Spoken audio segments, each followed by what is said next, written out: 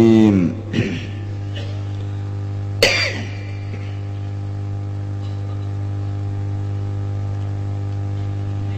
Wala qisasa fi kasril izami, lan ora qisas iku wajib ing dalem mecahaken balung. Walahu qata'u aqrabi mafsilin ila walau awdahahu lan lamun adwan yazimajni ku ing baki wa syamalan mecahaken ya majni awdaha maka malas tadu ya majni alaih wa akhazalan ngalap ya majni alaih khamsat ab'iratin ing 5 pirang-pirang onta. Walau wadahalan lamun aduan ya majni wa naqala an ngaliakan ya majni awdaha maka malas tatu ya majni alaih walahu asyaratu ab'iratin lan ikut tetap kadua majni alaih utai 10 pirang-pirang onta. Walau qata'ahu lan lamun megatkeun ya majnihu wa tawaqati sarwa bahu ing majni alaminal ku'i saking pinggelan alaysa lahu iltiqatu asabihi maka oranana ikut tetep kadue majni alaih iltiqatu nemu akan menjuping pirang-pirang dari jine ya majni wa in ba'alahu magalamun migawe ya majni alaihu in qad uzira magaden ta'zir ya majni alaihu wala gurmalan ora ketempuan iku mawujud wala sahuwana lahu qad al-kafi ba'dahu lan utawi kala sahiku satuna iku tetep gada majni alaih apa megatkeun efek-efek ba'dahu ing dalam sahu sini iltiqatu asabi'i ba'dahu ing dalam sahu sini iltiqatu asabi'i.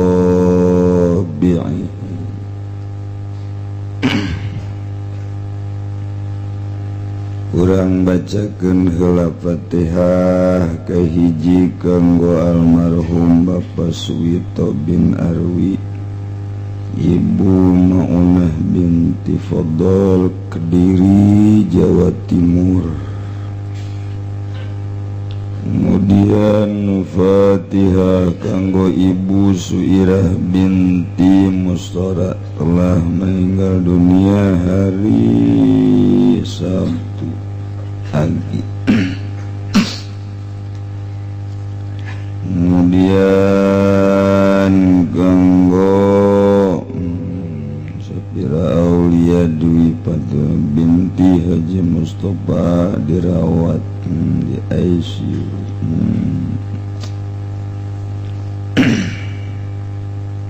Almarhum Bapak Muhammad Mujib bin Abdul Ghani, kemudian almarhum Haja Siti binti Fakih Jinabis bin Na'i dirawatkan Hajah Ninah binti Haji Karim. Gurudug terakhir ialah toko emas tabrak.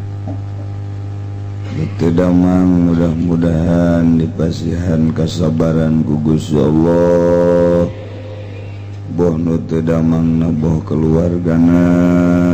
Mudah-mudahan dijantenkeun kiparat keur anjeunna. Dianggalkeun damang gugus Allah. Nu mulih ka jati mulang ka asal. Mudah-mudahan dihampura sakabeh dosana.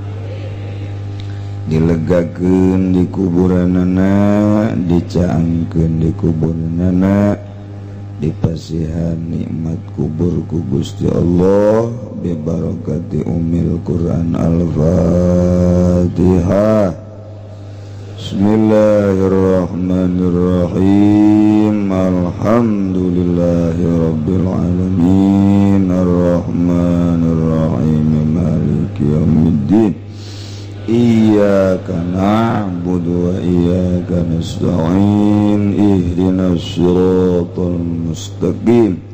Siratal ladzina an'amta 'alaihim ghairil maghdubi 'alaihim waladdallin.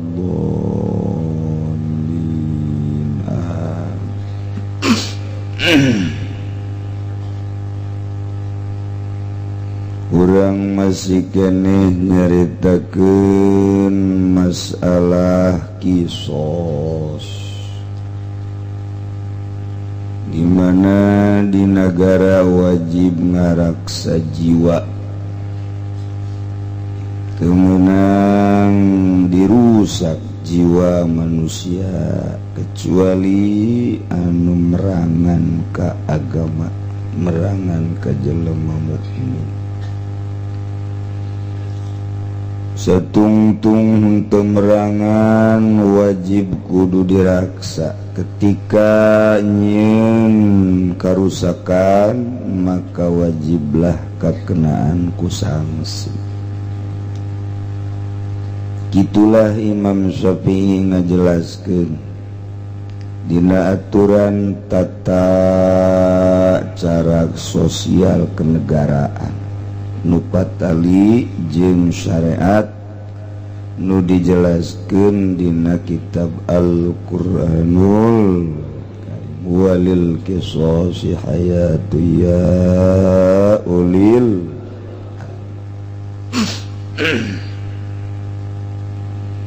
wajib ngaraksa turunan supaya jelas turunan puguh bapana puguh emakna lantaran kadituna bakal aya nu ngarambat masalah pertikahan, masalah warisan. Geus atuh teu meunang dirusak turunan. Ketika ngarusak turunan ku cara zina maka dikenakeun sanksi. Lamun muhson diranjam datang ka pae, lamun goel muhson dijilid dirangket 100 jilidan. Zani wa zaniyat zaniyat wa zani fajlidu minhuma mi'ata jaldah. Kekalaku tadi urang hukum-hukum kos kitu. Non gitu kemudian masalah harta temenang dirusak lantaran harta daya ngarupakeun satu sarana jang menembus ridho Allah subhanahu minimalna jang nutupan aurat samping baju nahetakan harta belah dituna jang dahar belah dina jang dahar belah dituna jang kamekah kemudian korban dan lain sebagainya geus wajib diraksa eta harta teh. Ketika aya nu ngarusak harta dikenakeun sanksi wajib dipotong leungeun. Kitu keneh aya harga diri teu meunang diacak-acak, teu meunang dirusak. Ketika dirusak dikenakeun sanksi. Tah loba urusan-urusan nu kudu dilaksanakeun di negara. Termasuk tatanan syariat. Mun teu ngalaksanakeun salat, ieu wajib kudu dipaehan. Loba tah di negara teh anu kudu diurusan. tadi negara orang hiji-hiji acan nu tadi cikeneh dicaritakeun hiji bae diurus teh. Jadi negara orang teh negara itu anu ngeusina mah nu percaya ka Al-Qur'an tapi aturanna mah make aturan Walanda. Tinggal urang marayat ieu atuh nyanggakeun sadaya-daya ka inohong-inohong nu aya di laluhur nu keur uncang-uncang nyana endek tah moal ngalaksanakeun aturan-aturan Allah Subhanahu wa ta'ala. Padahal mah lamun diayakeun sahiji dua beuh didukung jasad ku rakyat lantaran eueuh nu pernah mencoba kos kieu lah negara urang nu zina ambalayah teu puguh hukumanana nu maling kuari mah timimiti maling sepeda HP motor mobil datang ka maling-maling sempak kuari ambalayah luar biasa maling, kemudian adu aya nama pembunuhan geus ambalayah tapi eueuh nu dikenakeun sanksi-sanksi nu sesuai jeung aturan Al-Qur'anul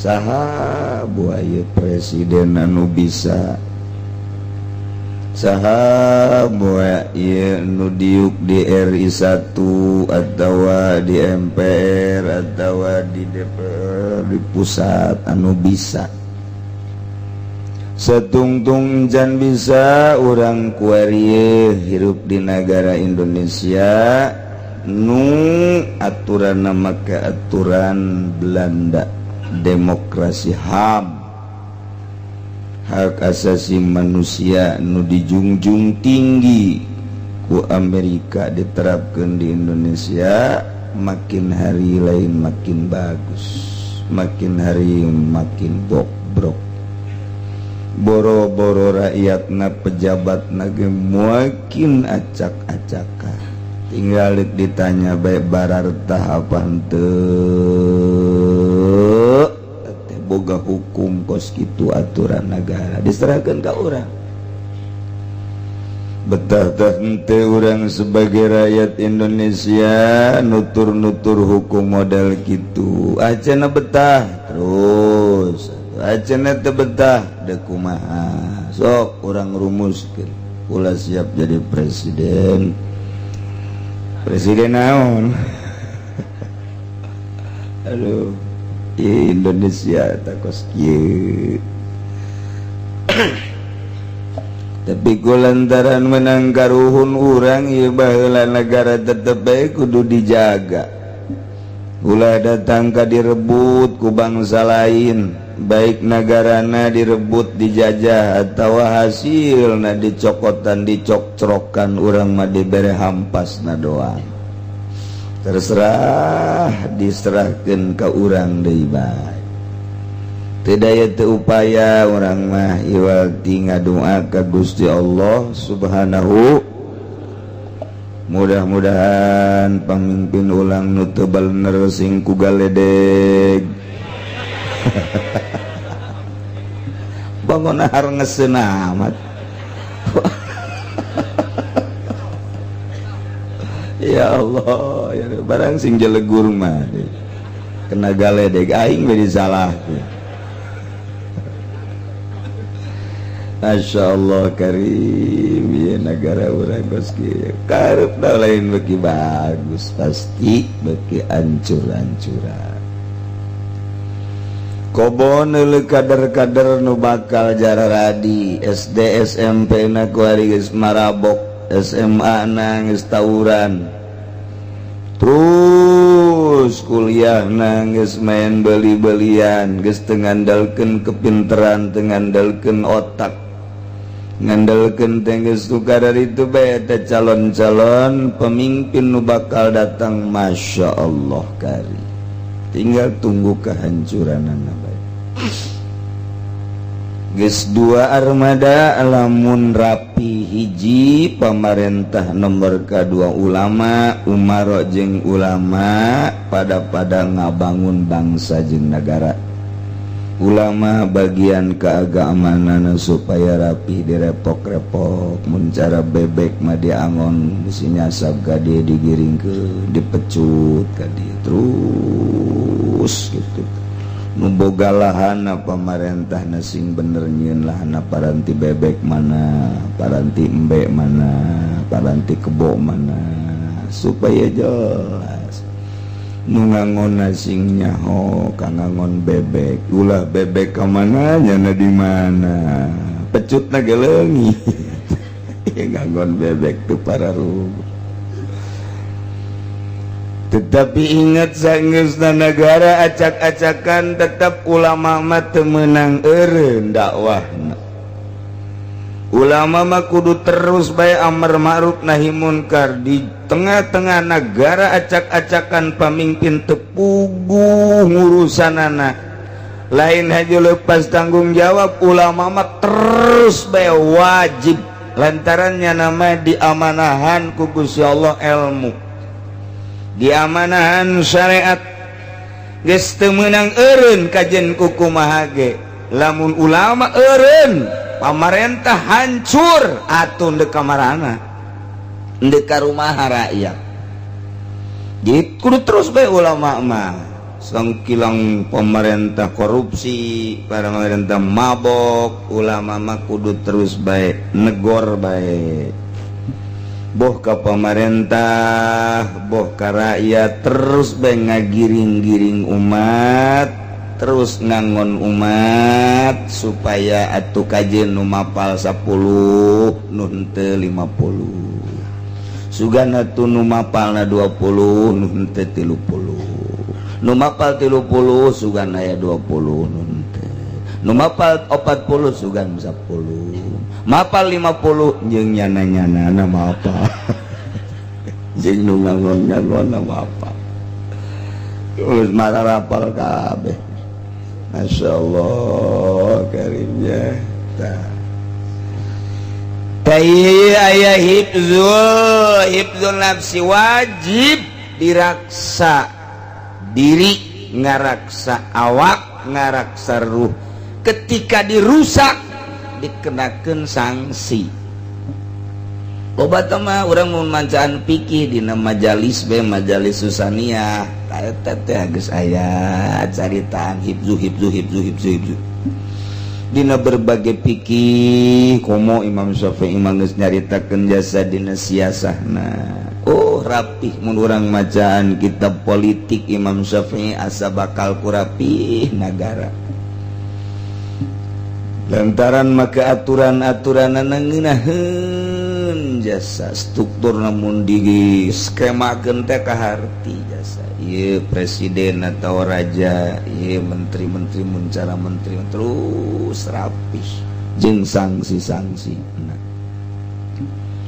Tapi ingat kuari di negara di dunia keur meujeuhna dipojokeun Islam.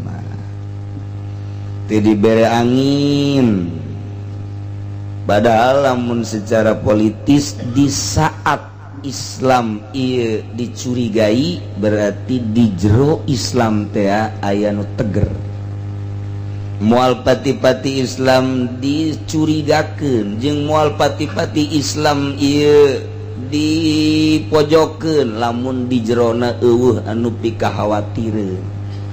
Ya tepat tuh ke Amerika ge lamun lemah malah sapira kos kitu urang ge pan itu can yang dirakan lah kos kitu ulah dianggap tapi ketika geus delcor urang ge rada culak cileuk. Nah ieu teh secara politis mah kos kitu ternyata Islam teh dipake kasieun ku Amerika sebab horenganan aya nu teger di jero Islam teh anu dirahasiakeun mun kamari Osama bin Laden lain nalagaan asetna di unggal negara teger berjuang kuari ge masih keneh ieu Islam teh mantak Amerika kajenting ngomong no gagah ge di jero hatena masih komo ngalawan Indonesia mah wah siono geus teu kudu ku tentara ku aki-aki geus yeun ku aki-aki geus ku gitu mantak nya nama ngarep-ngarep aki-aki jera pararae tapi sih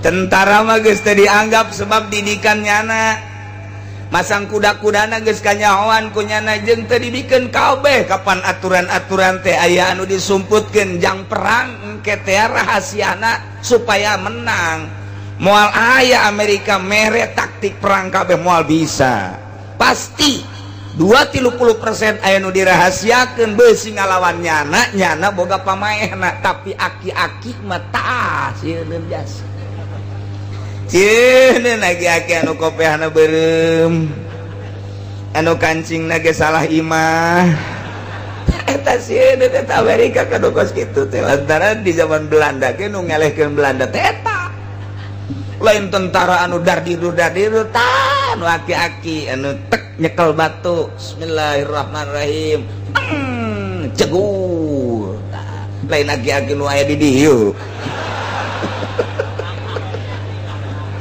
aki-aki eta tah oh atuh teh samarangan Indonesia tetep boga sejarah lamun Ki Ahmad diseret di Banten datang ke Cikande di Cikande nangtung seret deui datang ke pos didinya di pos nangtung dibuka dadana hahaha Ki Ahmad cek belan ha ini bukan orang ini ha jeleba-jeleba nu kos kararitu mantak aya ngaran Jalan Kiai Haji Hairun, Jalan Kiai Haji Ahmad, Jalan Kiai Haji Samaun eta teh boga sejarah dibaca kunyana lamun ketika jelema deuk ngareli bararingung kabeh cek Samaun ulah bingung yeuh di barere batu bae tinggal nu buta kula mah moal cenah moal ngeli lantaran kula mah buta teh naon di bere batu doang batu ngareli nu buta menyekelan batu we kadenge Belanda duduk murti sembalu dibacaan bismillahirrahmanirrahim timpahkeun wow cekur eta nu buta bae bisa ngajegurkeun komo anu bentak meureunanan tah urang ngadenge kos kitu mah resep tah perang teh asa deuk menang wae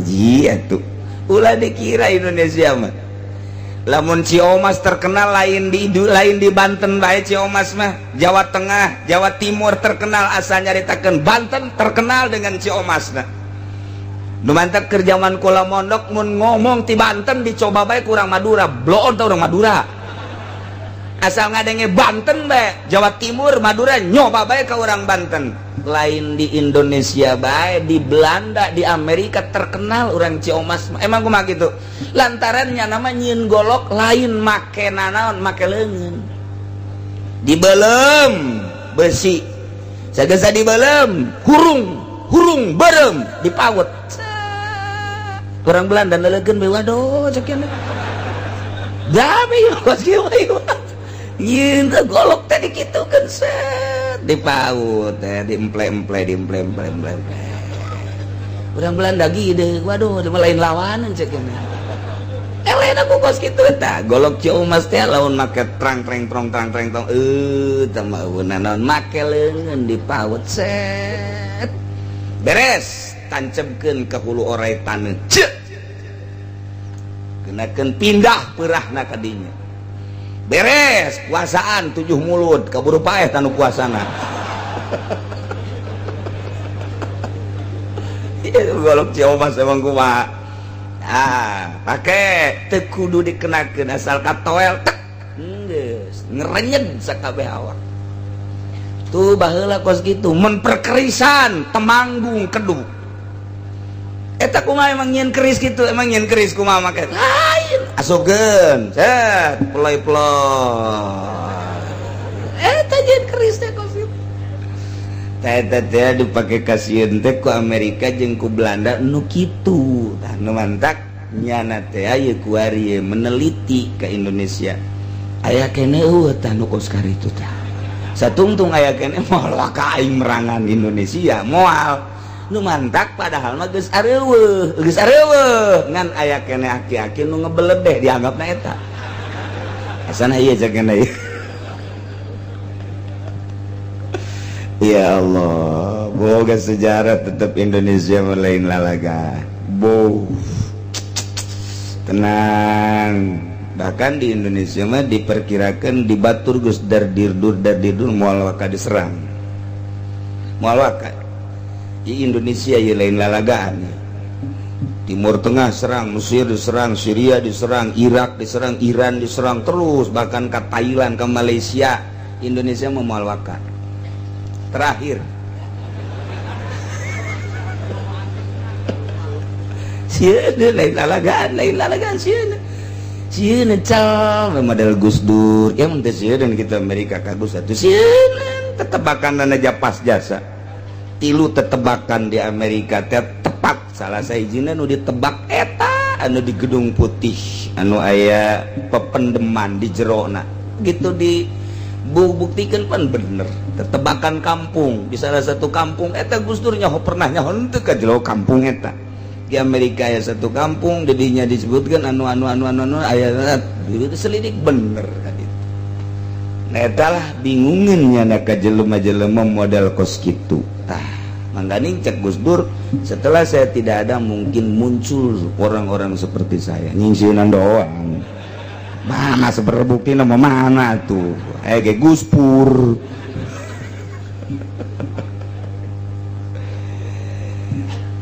Wata gimana cerita tuh di negara orang keur diantep acak-acakan kia emang unu naringakeun tuh aya gaib-gaib para wali-wali di istana ya wali-wali tenang keur bae keun bae diantep dek mana sia lempanganan dek kumaha sia we ditol mah tetep ditowelkeun bae antep huru-hara seutak saeutik kok masalah tetep nu nyekelan Indonesia mah lain jelema sambaran lain itu burung Garuda teh engke mah iber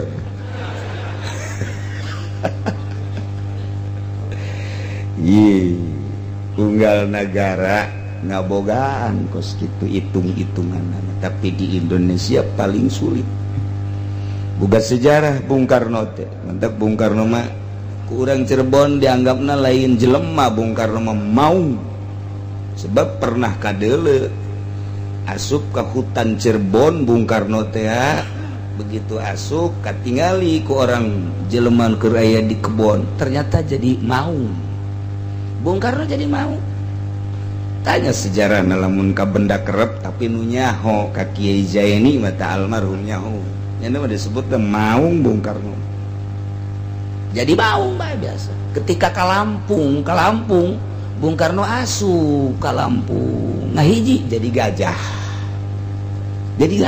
nonton sing ada itu saya gajah tuh ngato hese Bung Karno mah tuh tempat tapana loba jasa unggal provinsi aya tempat tapa Bung Karno ya Allah ya Rabbi di imahna kadang-kadang aya bae aya nu nyekel di Indonesia teh kudu tipe-tipe Bung Karno aya kene tenang boteng bilu ngaji di dia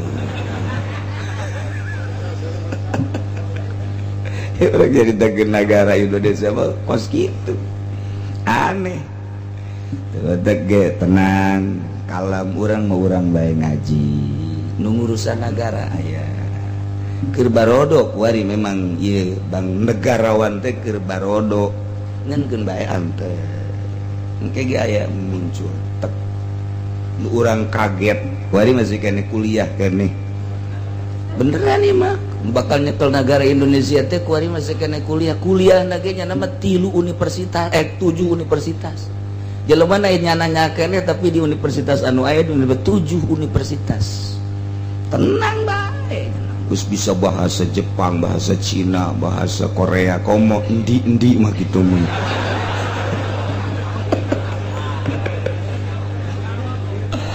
Masya Allah ulah bingung ulah bimbang batur mah batur nyekel negara keracak-acakan urang mah ngabeberes urang ibadah ka Gusti Allah Subhanahu wa taala. Aya nu ngaping negara teh tenang.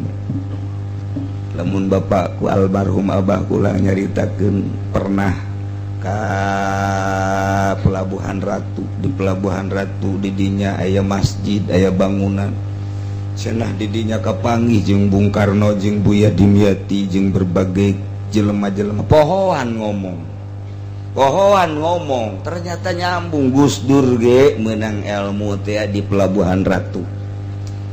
Buya pernah nyarita deui kumpulan di Pelabuhan Ratu. Mantek sing hade urang Cikupa pernah deh neangan teluh tama ke Pelabuhan Ratu.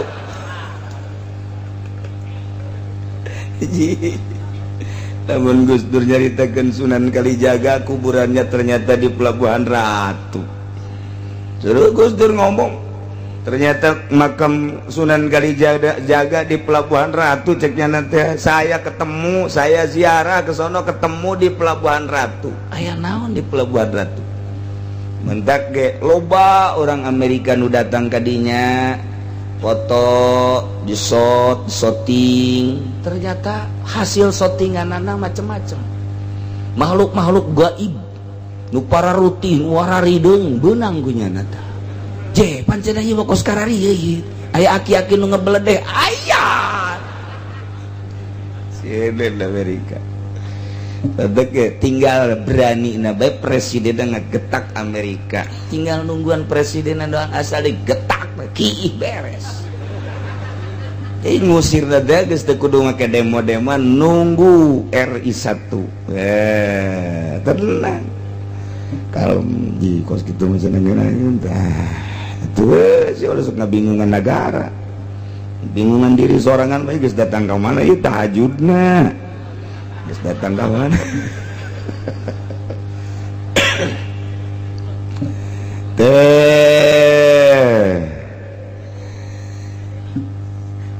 Dilanjut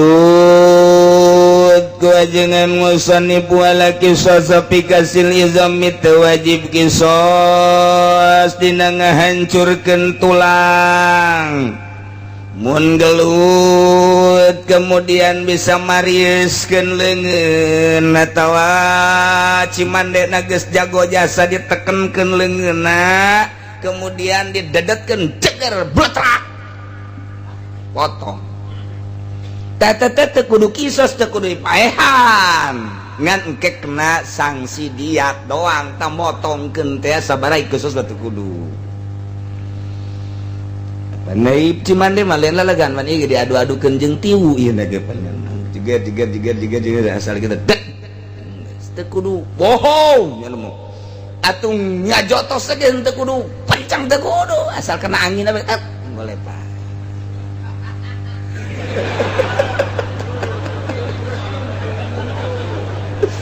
Cimande nu asli mah kos kitu mentek Cimande mah baheulana teh nu bogana kan Kiai Zakaria ta eta teh nya nama ngawiridna ge bari diu dihandapkeun di kolong bale ngaulinkeunana ge eta Cimande mah teh hiji kembang hiji eusi hiji wirid Cimande mah kos kitu mentek lamun keur diuk nya nama aya bae anu ngalungan naon bae ka huluna cekel beunang asal cau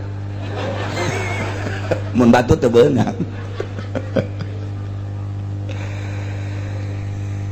walakin sosok bikasil izami cuman walau qatu aqrabi mafsilin geus ieu mah horenganan walau awdahu wa hasama awdahu wa qaza qamzata abiratin munaya jelema natuan ka batur kemudian mecahkeun kana nu ditatuanana ta eta teh ai kisos man teu kudu dibales pati di cuman kudu dibales saukuran tatuna tersebut bales bae Enggeus tadi balas dikenakan sanksi diatna 5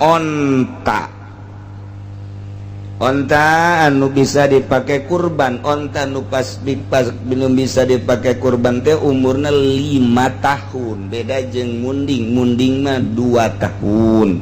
Sapi 2 tahun nu bisa dipakai kurban teh umur 2 asup ka 3 mun sapi. Kebo 2 tahun asup ka 3 eta bisa dipakai kurban. Nanya kena ulah kanu jualan kebo. Nanyakeun kanu jualan kebo jualan embe mah nya mah bisa bae. Nu penting mah laku ieu. Ulah nanya kena ka ahlina. Mun embe gembel 2 tahun ka 3 1 tahun ka 2. Mun embe Jawa makzi ngaranna 2 tahun asup ka 3.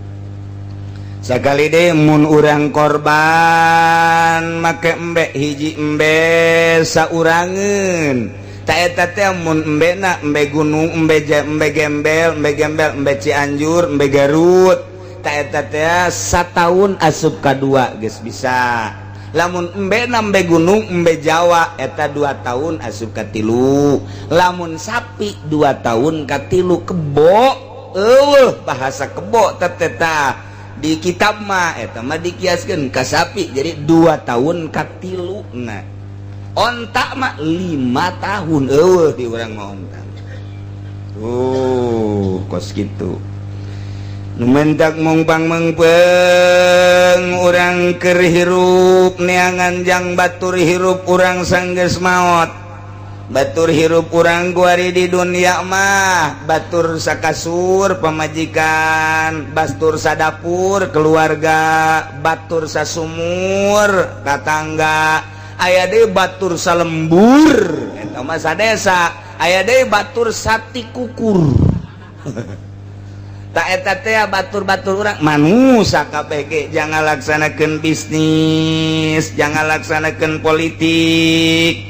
Jangan ngarealisasikan berbagai-bagai aturan. Kudu aya jelema atuh urang atasan, kudu aya bawahan pamarentah, kudu aya rakyat, kiai, kudu aya santri dan selanjutnya nu dagang kudu aya konsumen. Manusa etalah batur hirup urang. Salila di dunia urang sieun menta anteur, urang isin ge aya nu nganteur. Etalah manusia takos kitu tak kahirupan di luhur bumi. Ketika orang maot batur urang teh amal urang. Nah iyalah persiapkeun jang urang, jang batur urang ketika urang maot. Pamajikan urang cerik, anak urang cerik ngan datang ka bibir kuburan doang. Embungeun nyana asup ka jero kubur mah. Kajenting tadina nyana sumpah setia sehidup semati bohong ngan sehidup doang. Mualikeun semati mau mualikeun. Tah jang batur urang mah amal urang.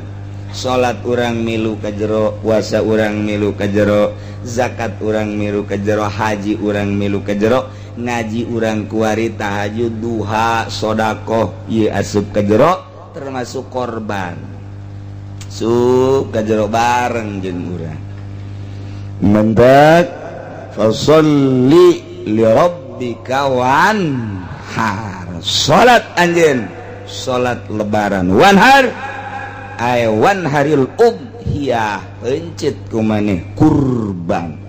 Mantak sakumaha kamarin dijelaskeun riwayat Siti Aisyah ma'amila ibnu Adam yauma nahri min amalin ahabba ilallah min iraqatid dam. Daya anak Adam beramal di poean lebaran tina hiji amal nu paling dipake karesep ku Gusti Allah tibatan ngucurkeun getih yakni kurban. Naha innaha la ta'ti yaumal qiyamah biquruniha wa azlafiha. Saenyana kurban engke bakal datang jaga di poe kiamat. Tandukna bagus jasa, cekerna bagus jasa, nyayagikeun jelema nu korbanna, nu bakal mawa langsung ka surga. Nu mantak saminu matoyakum saminu dohayakum fa innaha matayakum yaumal qiyamah. Sing lalintuhan ku maneh kurban maneh hartina munde korban nu lintuh ulah nu kuru lantaran eta bakal jadi kendaraan jaga di yaumal ya.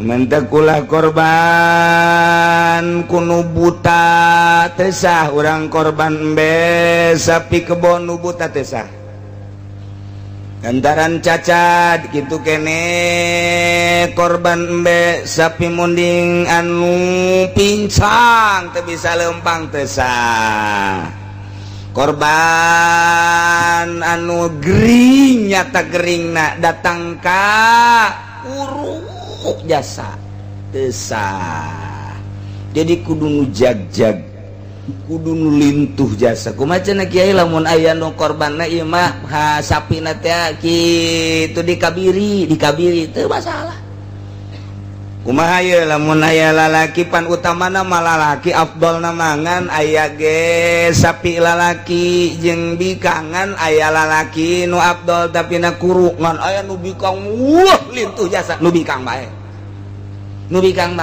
ulah nu kuru kitu tah. Mun aya sapi majir aya nu lalaki mah teu sabar halin tuh nu majir mah lintuh jasa majir bae nu majir teh nu teu anakan ngaranna majir bikang ge aya nu majir nanya pemberitahuan Bapak Ngadiono dari Gembor Pasir Jaya diharap pulang karena bapaknya meninggal dunia. Innalillahi wa inna ilaihi raji'un. Sekali lagi Bapak Ngadiono dari Gembor Pasir Jaya segera pulang.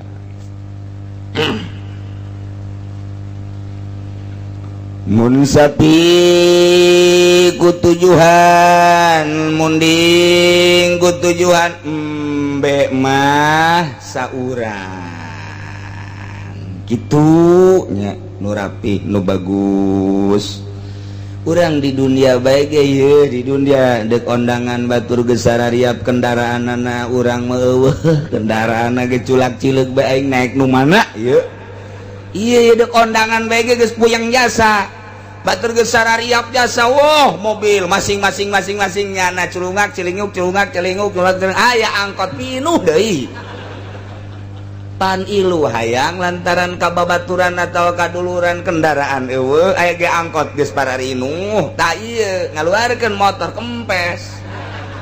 Masya Allah pareta tinggal sedihna doang sakieu ge endek kondangan sedih brul barangkat tinggal urang bae aya nu nanya deh mang pan teu milu pan dulur mamang ulah loba omong sia endek milu eta bener oh mobil marah pan nya tungtung mah ye atuh pan teu milu jeung ulah loba omong sia disoekeun semut sia ku aing tungtung mah kos kitu tah eta di dunia bege kos kitu di dunia komo engke hararudang di kuburan be lamun urang dipapageun ku korban urang ai prak barang dedeuleuh ku urang pan kuru amat ieu mbe aing atuh baheula korban kuru aduh masyaallah tah eta teh dipersiapkeun ya Allah ya Rabbi bunga amat urang ti kuburan ka mahsyar naik kendaraan di mahsyar geus ngabring jutaan manusia dipersilahkan untuk menuju surga abo nikmat jasa sapira 3 juta 4 juta 5 juta dah cara kiai kula mah deuk sapi sorangan we langsung masalah deuk sorangan we sapi ya gari hukumna sunnah muakad korban teh hukumna sunnah ngan mendekati wajib mentak dingaranan sunnah muakad hampir wajib geh jang umat jang kangjeng nabi nama wajib kangjeng nabi nama korban teh wajib mentaknya nama korban saumur kangjeng nabi lobana 63 korban lantaran wajib kangjeng nabi mah urang mah sunnahna sunnah kifayah artinya sunnah kifayah fardu kan aya fardu kifayah aya fardu ain kitu kene sunah aya sunah aen aya sunah kifayah na ieu korban mah sunah kifayah saimah saurang ge cukup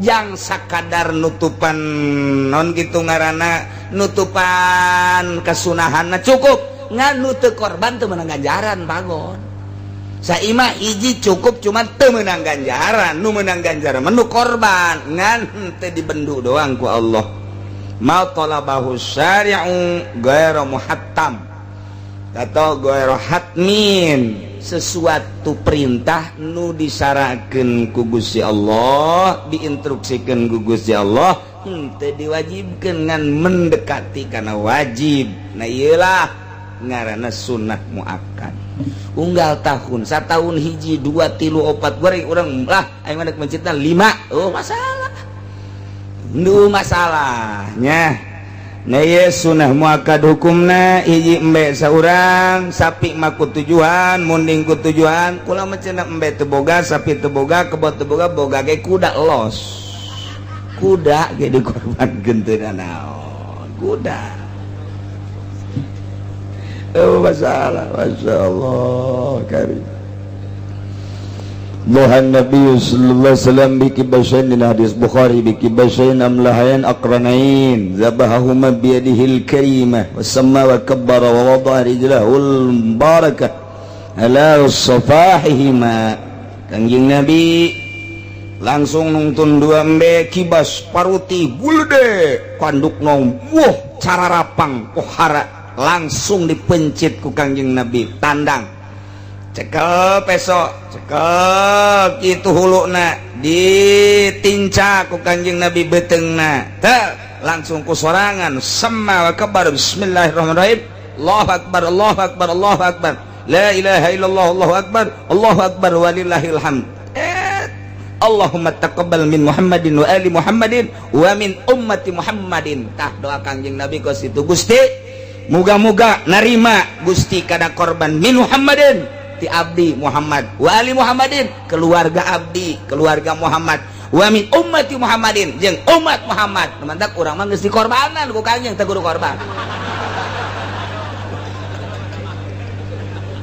masyaallah istimewa Kangjeng Nabi mah becit lobana 63 lantaran wajib Kangjeng Nabi mah langsung ngadoa Allahumma hadhihi minka wa ilaika fataqabbal hadhihi al-udhiyata ni'matan minka alayya wa taqarrabtu bihima ilaika fataqabbalha mungkir dua tataqabbalhuma kitulah doa Kangjeng Nabi ketika Kangjeng Nabi ngalaksanakeun kurban matak besi aya nu korban ye ti ayeuna hiji siapkeun embena mun geus aya embena ulah motongan kuku sunah kajenting pa Jumaah ge ulah setungtung encan korban dipencit ulah nyukur ai mandi mah mandi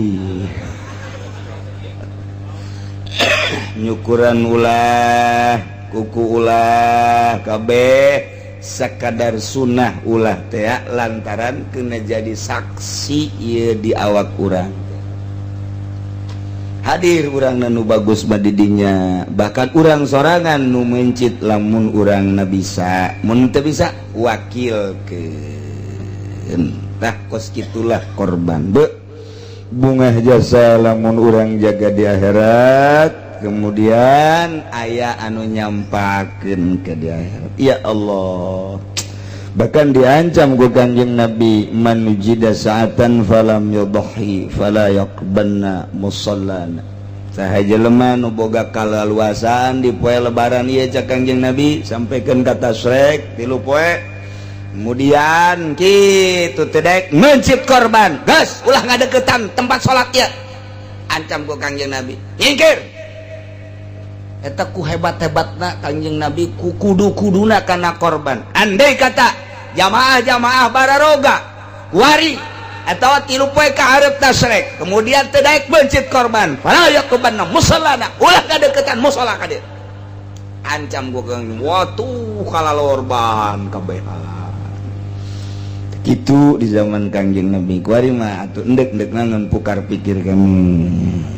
sakit ge di bejaan teu komo teu di bejaan kos puasa bae sakitu ge di bejaan ja uduk beak uduk atuh komo mun nu ngageuing-geuing baredanan atuh ieu mah geus ka kolostromo mah geus masyaallah masyaallah. Kemudian orang korban diri orang dek ngorbanan kolot nungges maut menang bapak orang emak orang atau anak orang masalah tapi lamun ngorbanan teu aya patula patalina kaya ning babaturan orang atau kakak orang adik orang tak eta mah kudu aya izin heula izin aing ngorbanan sia nya hagas nuhun jasa karak jadi geus lamun teu wasiat terjadi mun nyana wasiat mah aing aduh can pernah korbannya mun aing paeh wasiat pangorbanankeun nya ta eta teh kudu dikorbanan mun wasiat teh ka adikna pangorbanankeun ku adikna lamun teh tadina teu wasiat mah kudu nu ngorbananna anakna tamah kos kitu mah tuh kitunya geus lamun ngorbanan urang keur hirup mah komo teh mah babari jasa ieu mah geus maot ge bapak urang emak urang bapak kolot urang masalah emak kolot urang masalah taku incu anak urang incu urang masalah nu aya patula patalina jeung urang termasuk walina masalah mun deungeun teu jadi. Nah gitulah masalah kurban sing hade urang ulah kitu ngalengitkeun kesempatan mumpung urang hirup keneh jeung urang keur boga wayahna. Kemudian korban teh aya nu wajib aya nu sunah lamun wajib mah haram nyokot sanajan saeutik kaya ning dinazarkeun lamun nu sunah teu naon nyokot bagi 3 2/3 jang disedekakeun 1/3 jang nyana masalah. Geus lamun kebo teh mah mun kebo dicokot saping-pingna ku urang mun korban sunah masalah ngan babari jasa korban jadi wajib teh urang keur nungtun embe ditanya ku batur mang eta embe dek dibawa ka mana bawa ka ditu tuh jangan tuh jang korban eta teh geus termasuk korban wajib teu meunang ngadahar tak kos kitu mah teu meunang mentak eta mah lamun leungit wajib ganti lantaran geus asup nazar sakitu bae ge di korban mah tah nya komo teh mah diomong-omong mah ieu jang korban eta mah geus jadi wajib jasa nu sunah mah geus teh diomong-omong tapang mencetkeun tah korban kula eta sunah. Nailah wa qadha khamsata abiratin walau awdaha wa naqala lamun aya jelemana tuan kemudian mindahkeun kana tulangna tadi mangan sakadar remuk doang pecah doang guari mah jadi pindah berarti potong keluar awdaha walahu asyaratu abiratin bisa dibales kunyana jeung menang deui ditebus ku 10 onta walau qata'u minal ku'i mun jelema megatkeun pinggelangan batur balaisa lau iltiqatu asabihi namun sakieu ye tah dipegatkeun asa pinggelangan ngaranna tah cenah endek dibales tah sakieu bae sakieu tah ramo doang teu bisa tetep kudu sakieu bae teu bisa ngan sakadar ramo doang pain balahu uzira wala gurma wal asahu anallahu qatul kapibadahu cekawal asoma tetep bae meunang engke dipegatkeun saepek-epekna sapinggelangan sabak daram misalna ndek ditebe ndek dibalasna tah cenah ieu mah sakieu tah aing mah sakitu bae tah tebusna naon kitu balesna tah sakieu ternyata can anggeus pan sakieu tetep sakieu sabak da dipotong ieu potong deui sakieu itu tah bales pati teh masyaallah karim mun di pabrik digawe aju curugna kena mesin eta curug ijeun sabaraha di pabrik hah 3 juta aya nu ngahajat teh boga duit mah curug dikitukeun Aduh, Masya Allah, murah amat teh 3 juta ya Allah. Nya ke aya aturan leuwih panjang ieu maka karak bag-bagan awalan ke jelas nama ke babu kaifiatil khusus aya walau kasar wallahu